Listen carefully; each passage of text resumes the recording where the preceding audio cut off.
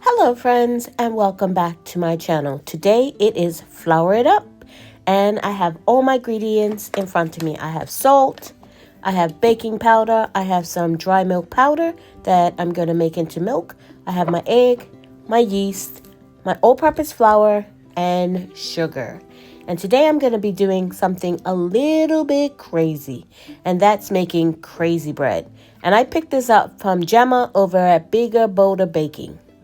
So I'm mixing my dry milk powder. I'm going to put the recipe below, and I didn't change it at all. I adhere to this recipe other than substituting regular milk for dry milk powder and to make the milk. But everything else I pretty much just stuck to the recipe, and with one exception, because the other ingredient I didn't have in my house. So I substituted one, and this was an experiment on my part because I've never done this before. So we'll see how it turns out. So the next ingredient I have here is yogurt. I don't have any plain yogurt is what the recipe calls for. I'm using vanilla yogurt because that's all I have in my house, because I have been making my own yogurt and I've been turning it all into vanilla yogurt.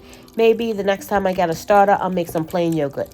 But I figured if I do this and turn it into something sweet, it won't really matter because the vanilla would just enhance it. So I added my egg to my yogurt and just mixed them all up together. Now I have my next bowl, which I'm going to put my dry ingredients in. So here goes my all-purpose flour.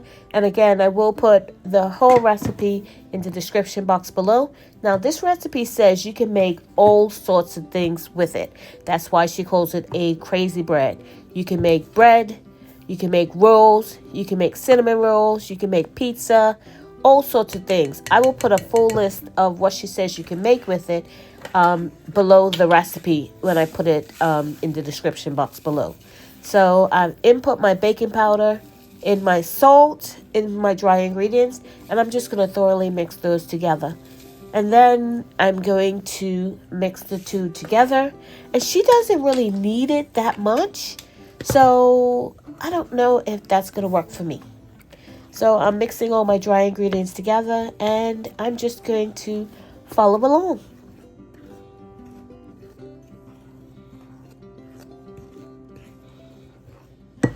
So here is my yeast, and as you can see, it is very live and bubbly. And yes, this is the same yeast I'm using that is well expired, that I keep in my fridge and my freezer. So it is easy as that. I'm going to mix everything together now.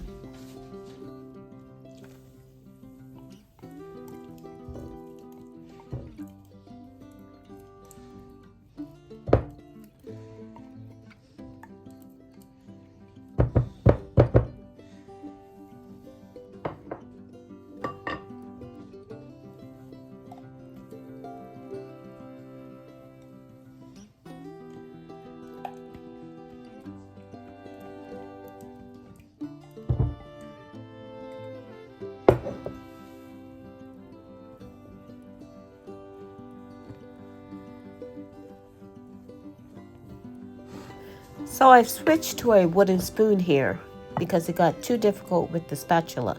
But I'm having to add more milk. I've started with a 1/4 cup, and I actually will add another 1/4 cup because it still seems too dry.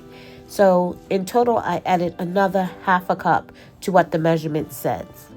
And this is what it came to look like. And I did have to put my hand in it, which I didn't really want to. She didn't, but I had to because I don't know if it's the flour I'm using, but it was very stiff. So into the rising it goes in my oven with the light on, and I'm just putting this little bowl cover on it. So into the oven it goes for about 2 hours or until it doubles in size. So it's been 2 hours, and as you can see, I don't know if you can really see. Looking at this, it doesn't really look like it's doubled in size, but it has. My house is very cold, so I did have to put it in my oven. So what I'm going to do now is flour my work surface with just a little bit of flour, and I'm actually going to make two different things out of this. So this will make 2 loaves, she said. I don't really see that. Maybe like regular sized loaves pans. I have a big, large Pullman pan, and this would be just 1 loaf for if I was using this in that pan. So I'm just going to knead it a little bit because I think it needs it. Yeah, pun intended. So I am going to cut this in half, and I'm going to try to make 2 different things out of it. So I'm just going to cut them in half, and I'm actually going to make cinnamon rolls with half of it. And the other one, I'm just going to make a regular dinner roll because we are having soup tonight. It is freezing, and I'm making soup for dinner. So this is what it looks like on the inside. So you can see it has risen. So I'm going to roll this out and probably get about 6 dinner rolls out of this. I want to see how many this will make, and I'll probably get about 8. I want to make smaller cinnamon rolls. So we are trying to curtail how much sweets we have in the house at one point in time. So I'm trying my best not to make a whole pile of sweets at one time. So I'm just going to cut this probably into about 6 dinner rolls. And that's enough for dinner tonight. So we'll see. So I will say this dough is very stiff. This will make, I think, a good sandwich loaf. I am going to shape these into rolls and proof them once again. I probably should have proofed them twice before I actually shaped them. And I might even do that before I shape them because they are very stiff. I don't know if because my house is so cold that they're this stiff, but yeah, usually my dinner roll recipe is nowhere near this stiff. So at this point, I did stop shaping them and proofed them for another 30 minutes before I ultimately shaped them into the 6 dinner rolls you see here. And I took the other half, which I also proofed another 30 minutes, and I'm going to roll this out for cinnamon rolls.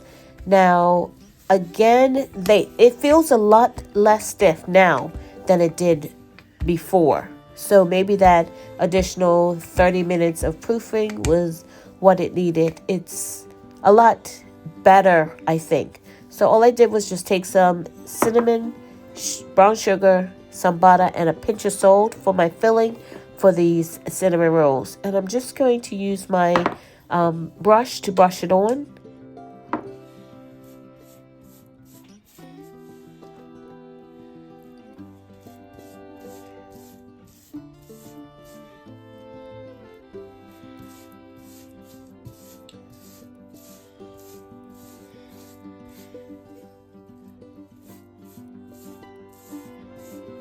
So by the time I got to my filling, it was getting hard. So I switched to a butter knife from my my little brush that I was using. And it worked out a lot better because my butter had already started to solidify after I melted it to mix the cinnamon and the brown sugar and the salt together. So now I'm just rolling it up the nearest part to me, and I'm rolling it away from me, tucking it in as tight as I can to get a really good roll on it. And I'm going to do that all the way along to the end.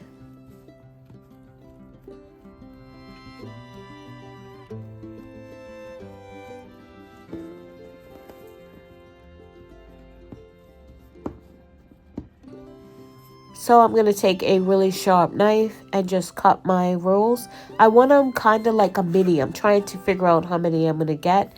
I'm going to try to get about 8 or so. That's how many I want to try and get. So I think I could get about 8 out of them. And I'm just going to put them in my small, this is a 8-inch cast iron skillet. And I am going to proof them for about 45 minutes or so, depending on how they rise. And I am going to put them back in the oven with the light on with the dinner rolls. So I did save a little piece from the dinner rolls, and I am going to separate this into two, and I'm going to try to make some naan bread or pita bread or fry bread, whatever you want to call it. I am going to take these two pieces, roll it as thin as I can get it, and fry it and see if that works out, because that was one of the things she said you could make with this particular crazy bread recipe. So I'm going to try it out. I have two of them here, and we are going to get to frying. If you've been seeing those dark spots like that right there, that's actually some salt that just didn't get dispersed, or that didn't get mixed in thoroughly. When I mix it in, I probably should have used the whisk instead of my wooden spoon, but that's what that is. So I put a little butter in my frying pan here, and I'm going to fry it up. So here they are fried, and I will say you have to roll them as thin as you can get them, because if not, they do puff up really thick. So the first one, I didn't roll it as thin as the second one, and I like it thinner. So this is what they look like, and I can tell you right now that you don't taste the vanilla whatsoever. I didn't taste any vanilla from the yogurt. So if you have vanilla yogurt and that's all you have, I mean, I think that's okay. Maybe she means that you can't use like a strawberry yogurt or blueberry yogurt or something like that. This is what I did with the rest of it. I just put some salad on top, and it was so good. I would definitely do this again. So my rolls are proofed. Here are my dinner rolls. They are proofed. I'm preheating my oven now. And here are the cinnamon rolls. They are ready to go as well, as you can see. And I'm going to get these into the oven. So here they are out of the oven. This is the cinnamon rolls, and this is the regular rolls. I'm going to hit the top of these with some butter, and we're going to have dinner. Here they are, and as you can see, they are soft. They are a little bit more dense than my regular ones, I will say that. So here they are. The taste of them is really good. I do enjoy the taste. And once again, you don't taste that vanilla in them. So I would definitely do that again.